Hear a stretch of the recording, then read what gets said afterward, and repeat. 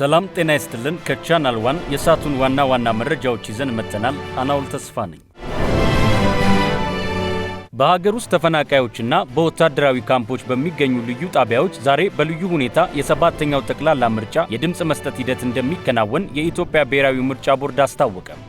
ኢትዮጵያና የተባበሩት መንግስታት ድርጅት የአፍሪካ ኢኮኖሚ ኮሚሽን በመካከላቸው ያለውን ለረጅም ጊዜ የቆየ አጋርነት በአዲስ የትብብር መስኮች ለማሳደግ እንደሚሰሩ አስታወቁ። የአውሮፓ ህብረት ከአፍሪካ ጋር ያለውን የጤናና ሰብአዊ ፈተናዎችን የመከላከል አጋርነት ለማጠናከር ዝግጁነቱን ገለጸ። የአፍሪካ ንግድ ተወዳዳሪነትን ማሳደግና አህጉራዊ ትስስርን መፍጠር ላይ ያተኮረ የኢትዮጵያ ብሔራዊ ጥራት መሰረተ ልማት ሪፎርም ለሌሎች የአፍሪካ ሀገራት ግንባር ቀደም ተሞክሮ መሆኑ ተገለጸ። የዓለም የጤና ድርጅት ዋና ዳይሬክተር ዶክተር ቴድሮስ አዳኖም የኡጋንዳ የኢቦላ ምላሽ አደነቁ። የእነዚህንና የሌሎች መረጃዎችን ዝርዝር ዘገባ በማታው የዜና ሽፋናችን የምናደርሳችሁ ይሆናል። ቀሪ የቻናል ዋን ፕሮግራሞች ወደ እናንተ መድረሳቸውን ይቀጥላሉ። መልካም ቀን።